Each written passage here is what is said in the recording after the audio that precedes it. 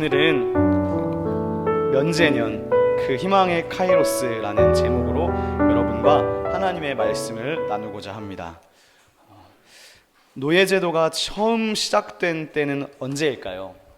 그것에 대해서 알기는 어렵습니다.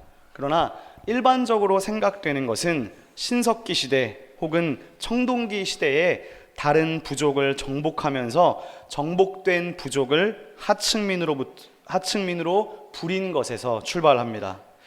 노예제도에 관한 최초의 문헌 기록은 함무라비 법전에서 찾아볼 수 있다고 합니다. 이 함무라비 법전은 기원전 1760년경의 문서입니다.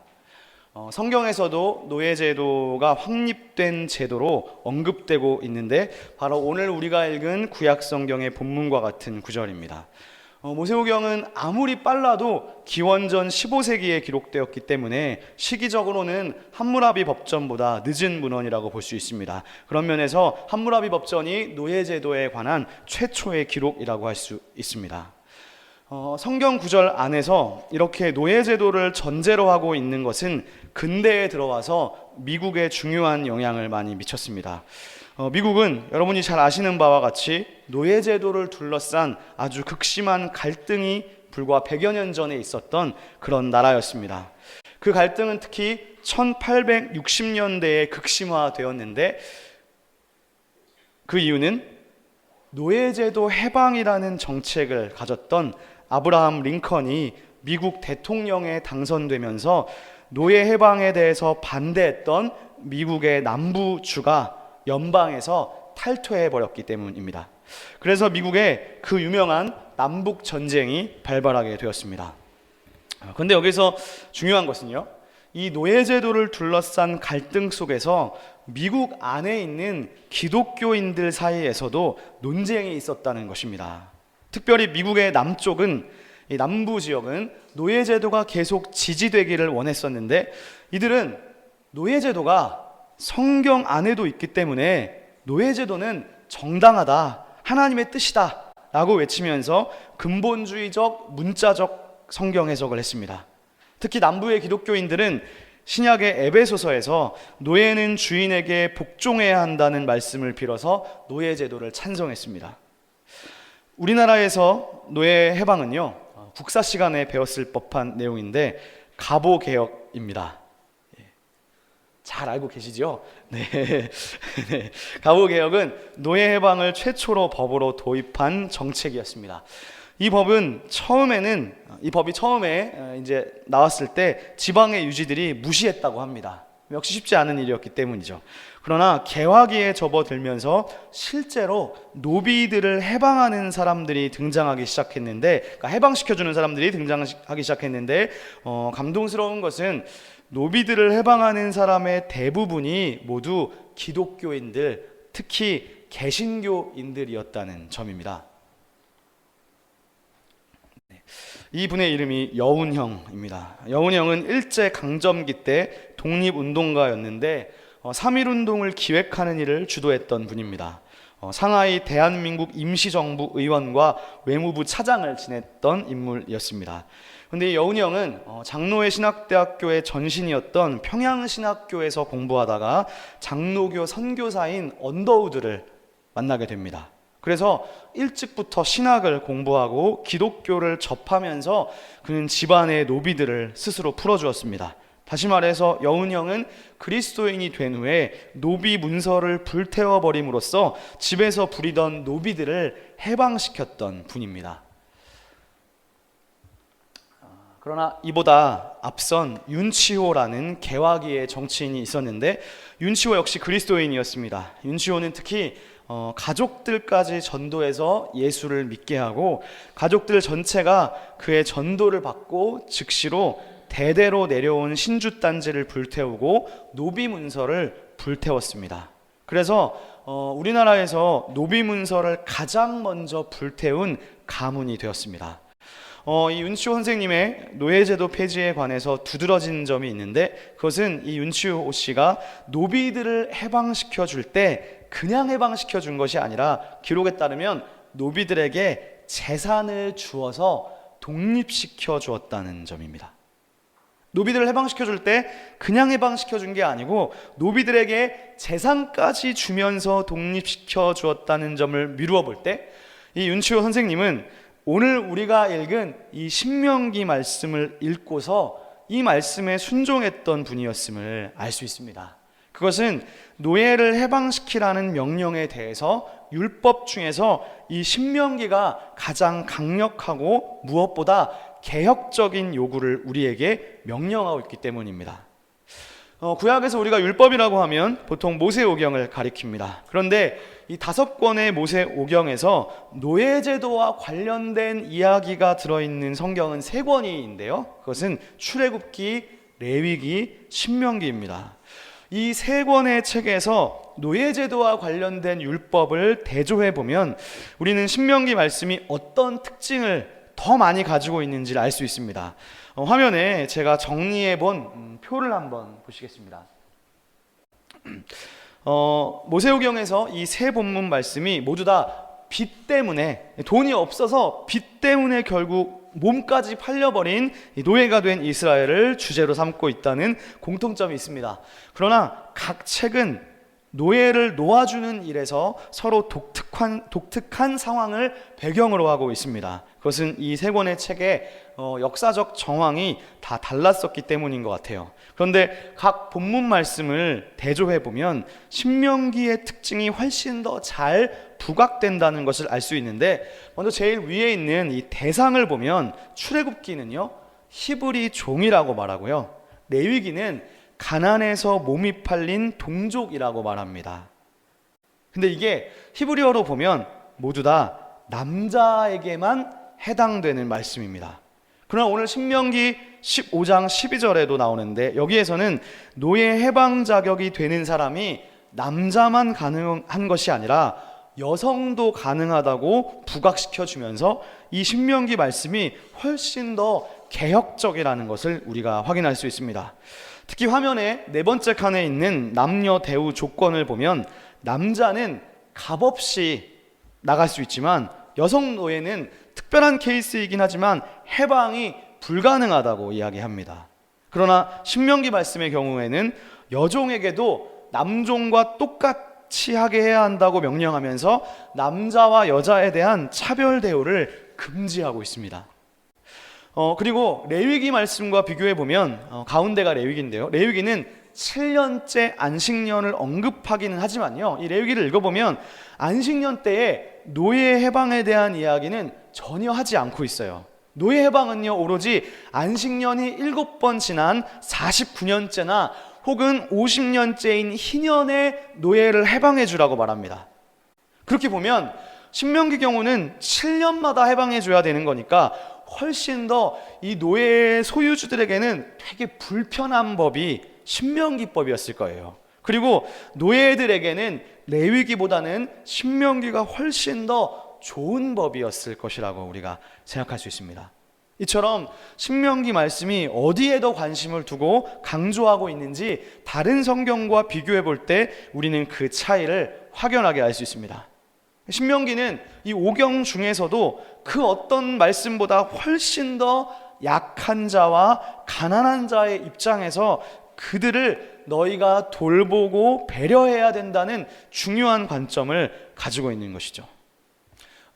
몇 주 전에요, 제가 신명기 14장부터 15장 앞부분에 대한 말씀을 제가 2주 전에 전했었는데, 예배가 마치고 나서 목장 모임 후에 제가 토다 목장이었던 것 같은데 끝나고 나서 질문을 하나 받았습니다. 질문의 내용이 뭐였냐 하면 15장 앞부분에 면제년에 대한 율법이 나오는데, 면제년이라는 것이 7년마다 너희 형제들에게, 이웃들에게 돈을 빌려줬다가 그 꿔준 빚을 7년이 되면 완전히 없던 것으로 면제해 줘야 된다라는 말씀이었어요. 근데 이런 질문이 있었어요. 그 면제가 꿔준 사람마다, 개개인마다 7년이 지나서인지 아니면 국가적으로 한 번에 면제해 주는 것인지에 대한 질문이었어요.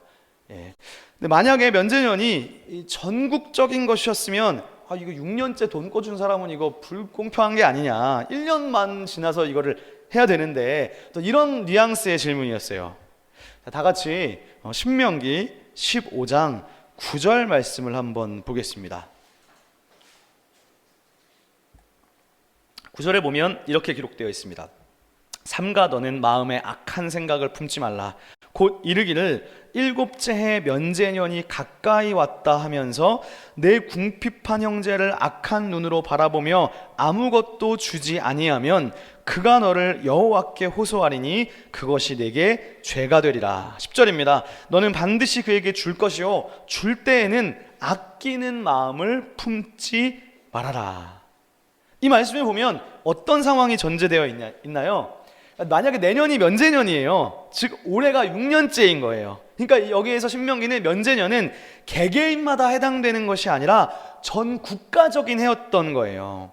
그래서 내년이 만약에 면제년인데 오늘 만약에 누가 나한테 너무 지금 힘들어져가지고 돈을 빌려달라고 하면 어떻게 됩니까? 빌려주는 사람 입장에서는 내년이면 이거를 다 탕감해 줘야 되잖아요. 그러니까 아까워서 안 빌려주는 상황이 된 거예요. 겉으로 보면 약간 좀 그렇잖아요. 근데 성경은 그런 거를 오히려 악한 눈이라고 말하면서 그렇게 하지 말 것을 명령하고 있습니다. 그렇게 보면 이 신명기는 돈이 많은 사람들에게는 불편한 말씀이었을 것 같아요. 채무자 입장에서는 쉽지 않은 말씀이라는 거죠.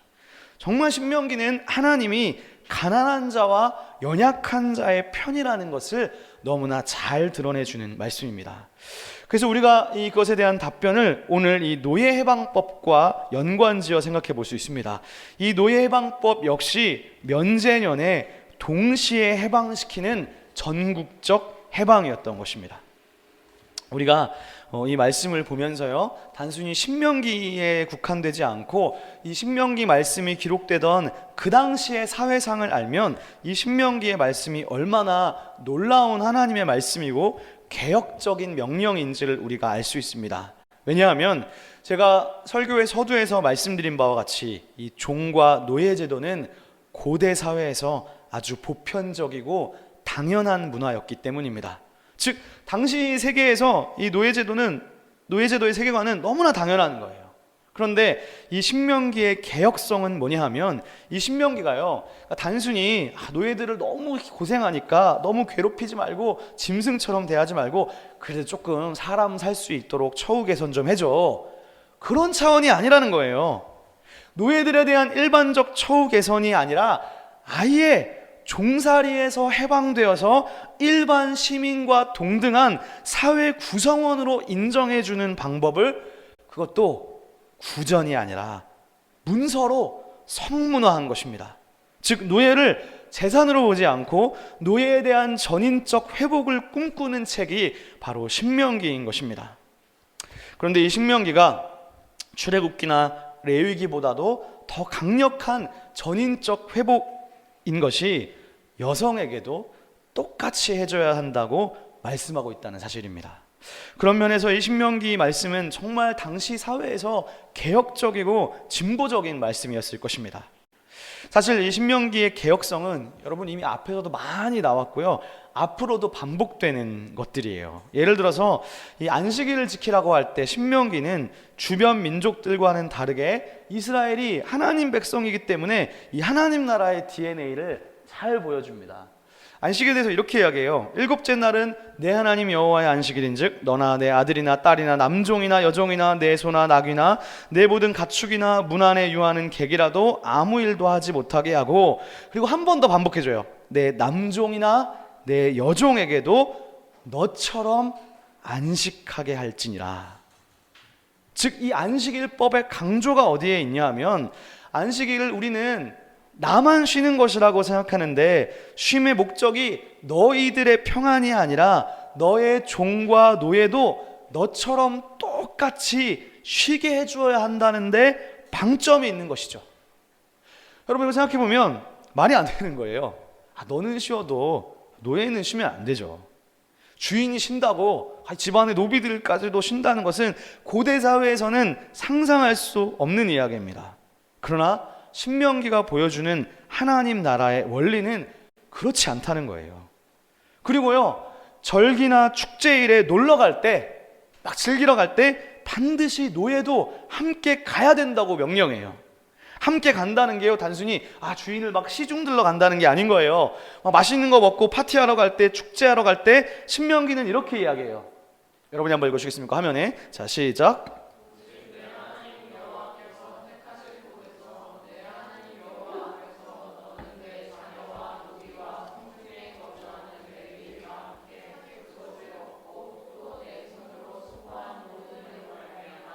내 하나님 여호와 앞에서 즐거워하되, 노비와 함께 하나님 앞에서 축제를 즐겨야 된다고 명령하는 것입니다. 게다가요, 오늘 말씀이 절정이죠. 그러니까 앞에 6년 동안은 그래도 잘 하면서 가는데 7년째가 되면 완전히 전국적으로 노예들을 해방시켜야 된다는 거예요. 이런 점에서 신명기는 고대 사회의 생활상으로 볼 때 아주 파격적인 말씀이었음에 틀림없습니다. 자, 그런데요, 여기서 또 끝이 아닙니다. 노예를 7년째에 자유롭게 해주어야 한다는 것도 충분히 고대 사회에서 파격적인 말씀이었는데, 신명기는 거기서 한 발자국을 더 나아갑니다. 그것이 바로 오늘 본문의 13절과 14절의 말씀입니다. 제가 읽어보겠습니다. 그를 놓아 자유하게 할 때에는 빈손으로 가게 하지 말고 내 양무리 중에서와 타작 마당에서와 포도주 틀에서 그에게 후히 줄지니 곧 내 하나님 여호와께서 내게 복을 주신 대로 그에게 줄지니라. 아멘. 이렇게 면제년을 지키는 삶은 참으로 쉽지 않습니다. 왜냐하면 여기에는 경제적인 문제가 딸려 있기 때문입니다. 노예는 곧 재산인데, 즉 이 노예가 바로 돈이에요.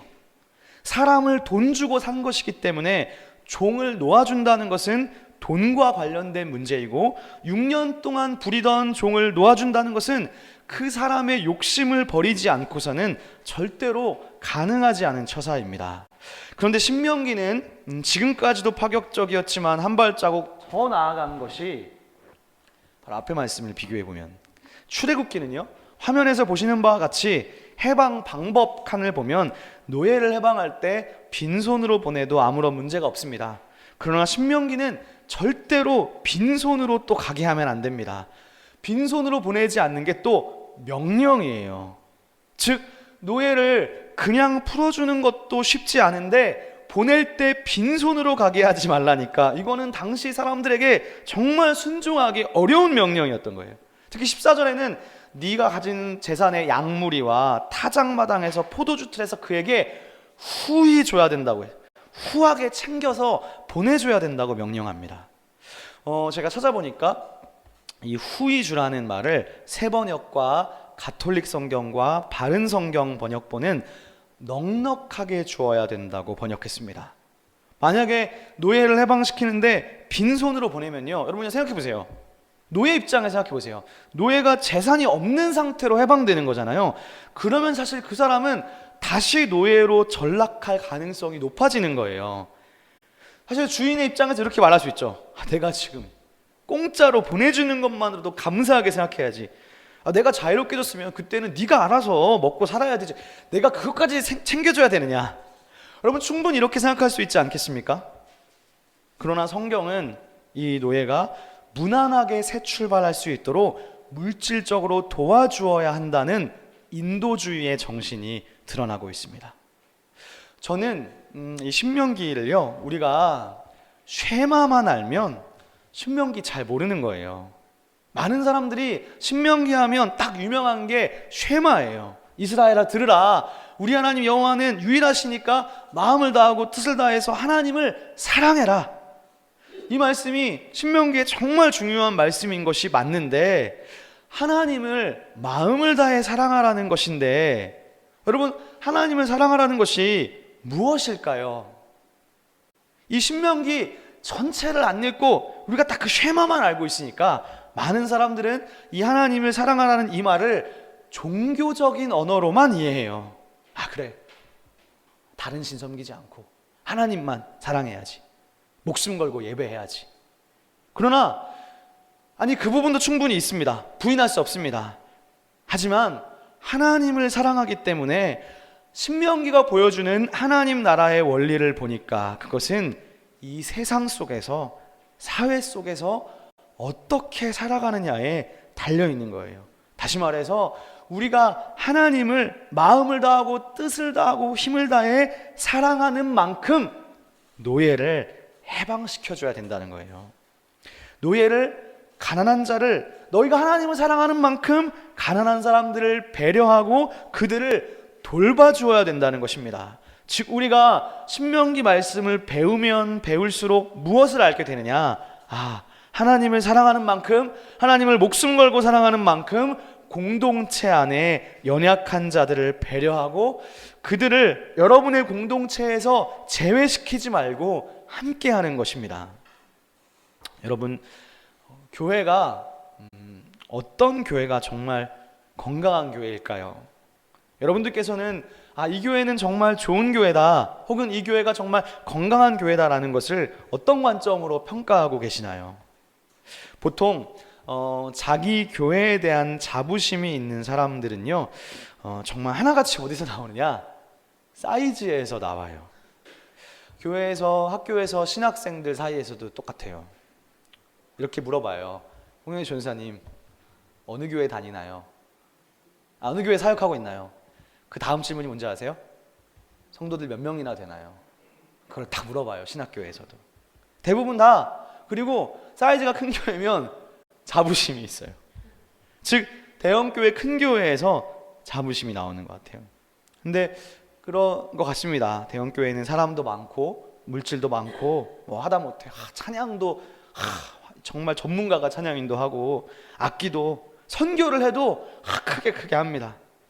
그러나 신명기에 따르면 공동체의 건강성은 그 공동체가 얼마나 많은 사람과 얼마나 많은 부를 축적했는가에 의해 판단되지 않습니다.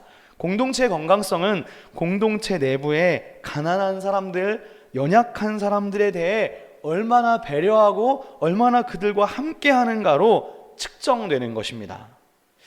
우리 교회가 정말 건강하려면 여러분과 생각이 비슷하고 나이가 비슷한 사람들과만 어울려서는 안 됩니다.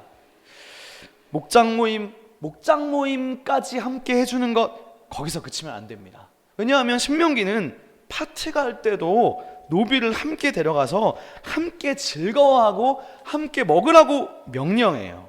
그러니까 우리 윤섭, 인진 씨가 노래방 갈 때 저도 데려가야 되는 거예요. 나를 버리고 자기들끼리 즐거워하면 안 되는 것이죠. 맛있는 거 먹으러 갈 때도 저를 빼놓고 가면 안 되는 겁니다. 교회에서는 막 목사님 사랑해요, 감사해요 하면서 자기들 좋은 거 하러 갈 때는 이광영 목사를 떼놓고 노래방 가면 이건 신명기의 정신이 아닌 것입니다. 교회가 덩치가 커지면서 교회 안에서 우리가 목장 모임을 하는데 돈 많은 사람들끼리 끼리끼리 어울려서 좋은 데 간다면 그 공동체는 건강한 공동체가 아닌 것입니다. 내가 그리스도인이기 때문에 하나님을 사랑한다고 말하는 만큼 공동체 안에 있는 연약한 사람을 배려하고 좋은 거 먹고 즐거운 일을 할 때에도 그들과 함께 해야 됩니다. 이것이 신명기의 정신이고 우리 시온의 DNA입니다. 그렇게 신명기는요, 마음을 원해요. 그러니까 목장 모임까지는 마음이 없어서 할 수 있거든요. 근데 노래방 갈 때도 나를 데려간다. 이거는 마음 없이는 불가능한 일입니다. 즉 신명기는 마음으로부터 사랑하는 진정성을 요구하는 것이죠. 14절 말씀에서 후히 주라는 말을 세번역이 넉넉히 주라고 했는데, 이 낱말을 히브리어로 생각해 보니까 훨씬 더 의미가 풍성한 것 같아요. 넉넉히 주라는 말씀 속에 언어 유희가 숨어 있어요. 발음이 비슷한 말이 연속해서 나옵니다. 이렇게 읽는데 하 아네크 타 아니크. 여러분이 좀 보기 편하시라고 중간에 스펠링을 연두색으로 칠했는데, 이것은 뭐냐 하면 이 두 동사가 어근이 똑같다는 것을 의미합니다. 즉 어근이 똑같은데 문법적 형태만 다르게 해서 이 문장을 아주 강조하는 거예요. 즉 넉넉히 줘야 된다가 그냥 넉넉히 주는 감정 없는 말이 아니고요. 너네들 노예 해방할 때 반드시 넉넉하고 후하고 아주 많이 챙겨줘야 돼. 이건 명령이야.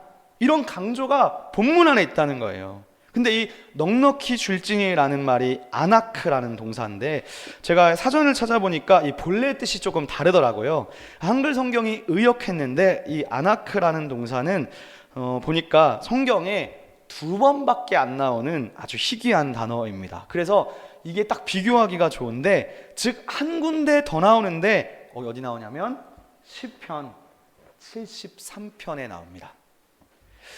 여기 보니까 그러므로 교만이 그들의 목걸이요 강포가 그들의 옷이며. 그럼 여기서 신명기에 넉넉히 주라는 말이 여기서 혹시 어떻게 번역되었을 것 같으세요? 뭐로 번역되었을 것 같습니까? 여기에서는 똑같은 단어가 목걸이로 번역됐습니다. 즉 목걸이는 목에 거는 화환 같은 거예요. 화환이란 뭐랄까요? 축하의 의미, 정말 풍성한 기쁨의 의미잖아요. 즉 넉넉히 내주어라 라는 말을 직역하면 이 종한테 목에다가 목걸이처럼 화환처럼 넉넉하게 목에 둘러주라는 거예요. 즉 종살이를 끝냈다는 것은 너가 다시 사회에 복귀해서 하나님 백성의 공동체 그 구성원으로 살아감을 의미합니다.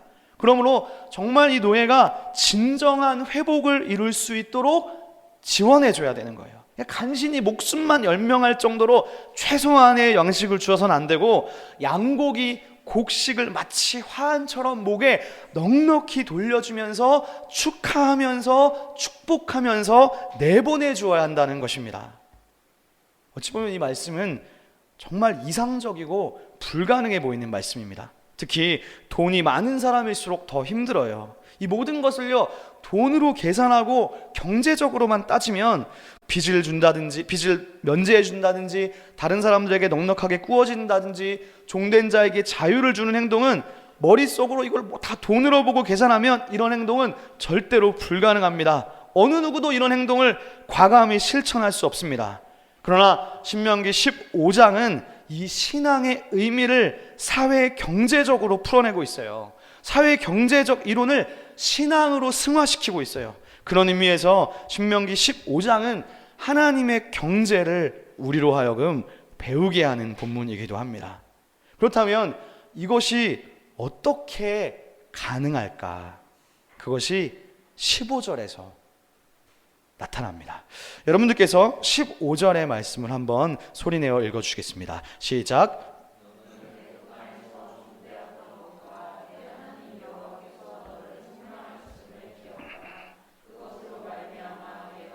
이같이 내게 명령하노라. 아멘. 이스라엘이 그렇게 하는 이유는 분명하죠. 네 자신을 보라는 거예요. 내가 어떤 자들이었느냐. 너희가 원래는 애굽에서 노예되었던 자들이다. 그러나 하나님이 너를 구속하셨다. 하나님이 너를 구속하셨음을 기억하라. 즉 하나님이 예전에 노예였던 너희들을 해방시켜 주셨음을 기억하라는 거예요. 즉 이 말씀이 가능할 때는 언제냐 하면, 나라는 존재가 원래 어떤 존재였는지, 나의 정체성이 원래 무엇이었는지 알게 될 때, 즉 하나님이 나에게 어떻게 행하셨는지를 깨달은 자, 하나님의 은혜, 나를 구원하시고 속량하신 예수 그리스도의 십자가 은혜를 깨달은 자, 죽어 마땅한 이 죄인을 아무런 대가 없이 구속해 주셨다는 은혜의 복음을 깨달은 자만이 이런 신명기적 정의를 행할 수 있는 것입니다. 즉 하나님의 구속의 은혜가 바로 이 말씀의 동기가 되는 것이죠. 그런데 이 신명기 15장의 말씀을 예수님께서 재해석하셨습니다. 그것이 오늘 우리가 두 번째로 읽은 마태복음 18장입니다. 이제 오늘 우리가 두 번째로 읽은 마태복음을 한번 펴보시겠습니다. 마태복음 18장 21절 이하는 여러분이 잘 아는 이야기예요. 베드로의 질문으로 시작되는데 그 질문이 용서에 관련된 질문이었습니다.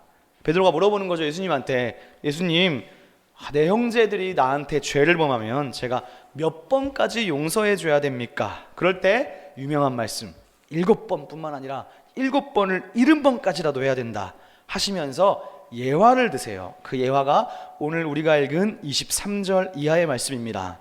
23절에 보니까 시작이 천국이라고 말해요. 즉 예수님은 지금 하나님 나라의 원리에 대해서 우리에게 가르쳐 주십니다. 그런데 하나님 나라 원리를 가르쳐 주시면서 나오는 첫 번째 단어가 노예, 즉 종이라는 말이 나오고, 두 번째는 24절에 있는데 빚진 자라는 말이 나옵니다. 그렇게 보면 이게 신명기 15장하고 정확하게 일치해요. 왜냐하면 신명기 15장 1에서 11절까지는 너네한테 돈 빌려간 자, 빚진 자에게 면제년에 다 면제해줘야 된다는 이야기이고요, 12절 이하는 노예 이야기였어요. 즉 마태복음 18장은 이 두 개념이 예수님에 의해서 다시 한번 설명되고 있다고 볼 수 있어요. 그런데 첫 번째 빚진 자는 얼마를 빚졌느냐? 1만 달란트입니다.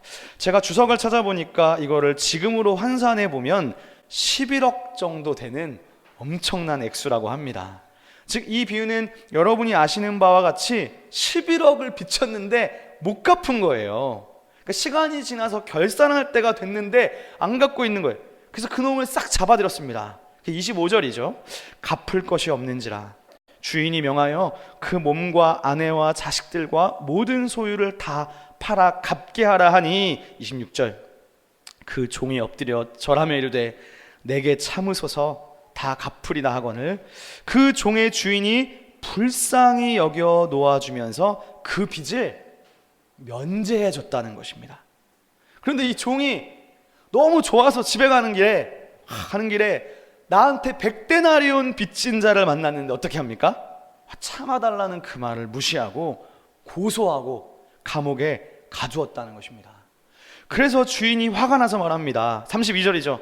주인이 그를 불러다가 말하되 악한 종아, 네가 빌기에 내가 내 빚을 전부 탕감하여 주었거늘 내가 너를 불쌍히 여긴 것 같이 너도 내 동료를 불쌍히 여김이 마땅하지 아니하냐. 이것이 예수님의 신명기 15장에 대한 재해석입니다.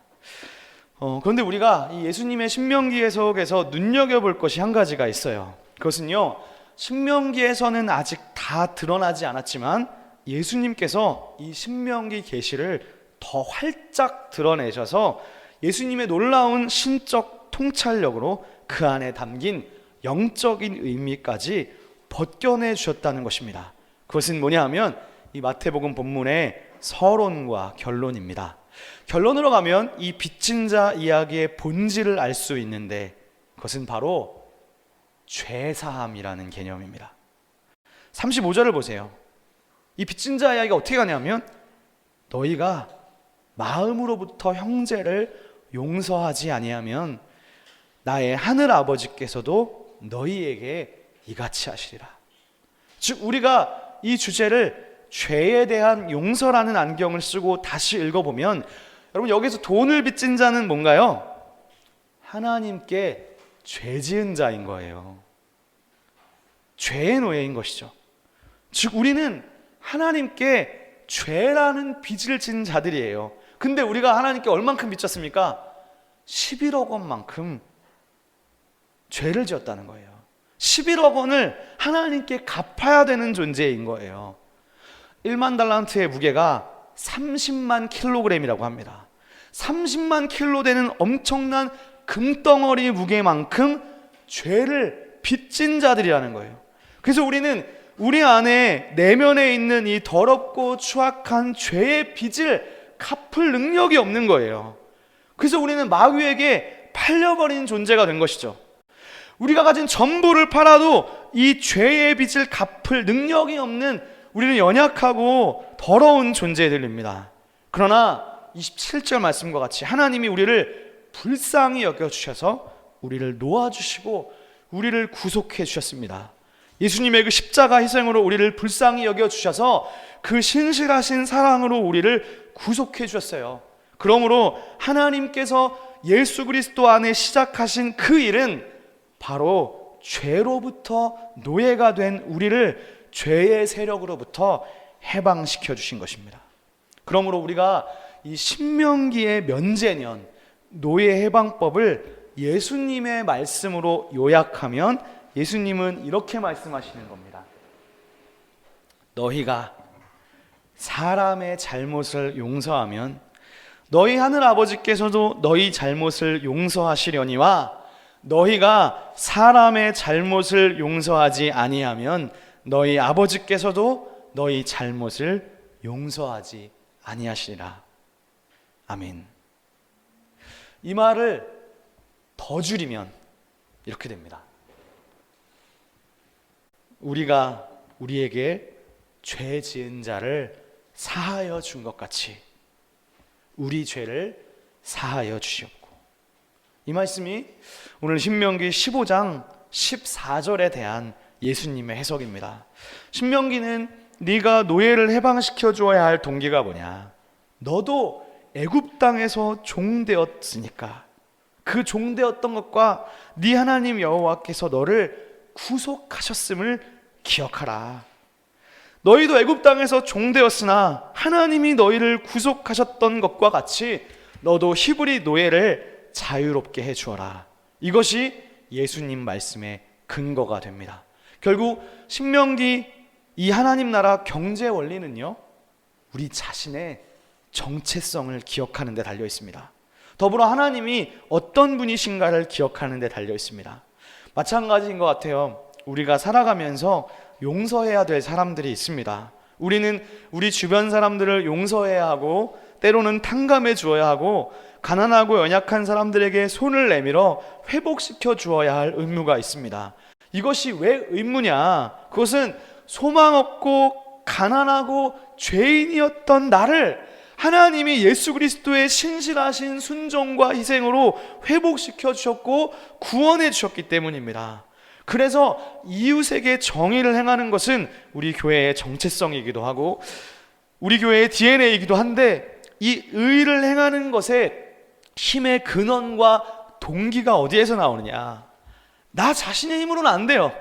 나 자신의 힘으로는 도저히 의를 행할 수 없기 때문에 이 모든 의가 오직 그리스도께로부터 온다는 그 은혜의 주도성, 하나님의 신실하시고 성실하신 언약적 사랑으로부터 나온다는 사실입니다.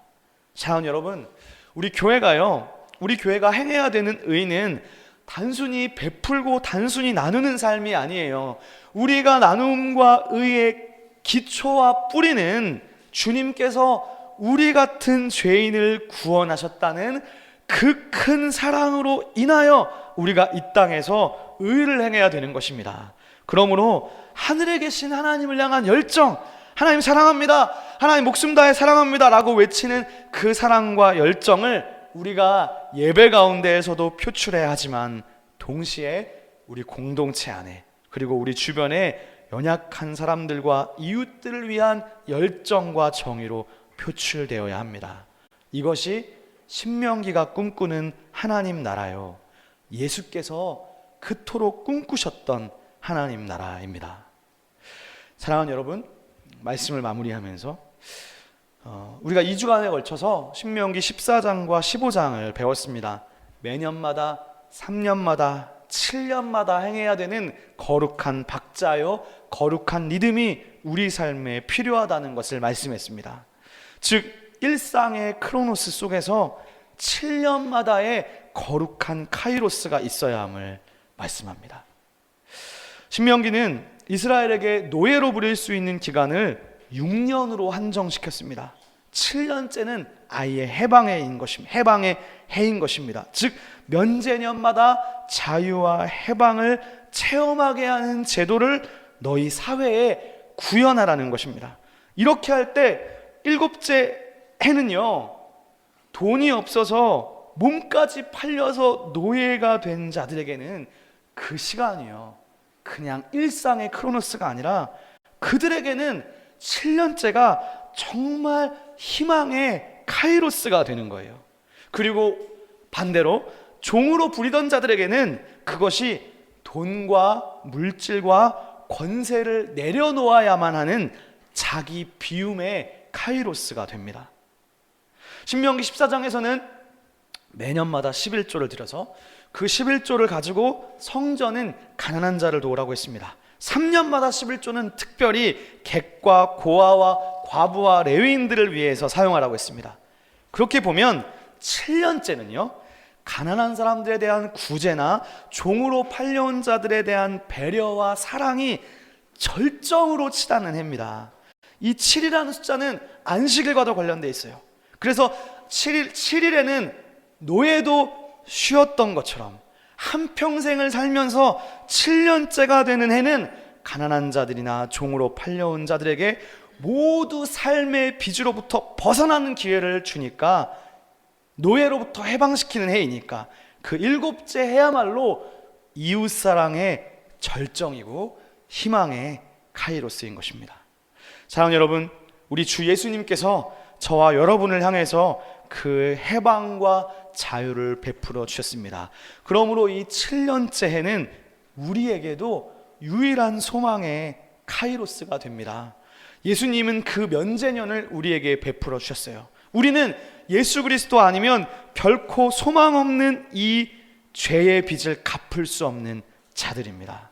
그러므로 우리의 유일한 소망 대신 예수께서 우리를 구원해 주심으로 말미암아 우리도 이제 다함 없는 은혜, 갚을 길 없는 그 은혜를 우리 공동체 안에, 그리고 우리 이웃의 연약한 자들을 향해 베풀고 사랑하는 그런 하나님 나라를 이 땅 가운데 이루어가는 시온의 교회 성도들이 될 수 있기를 주님의 이름으로 부탁드립니다.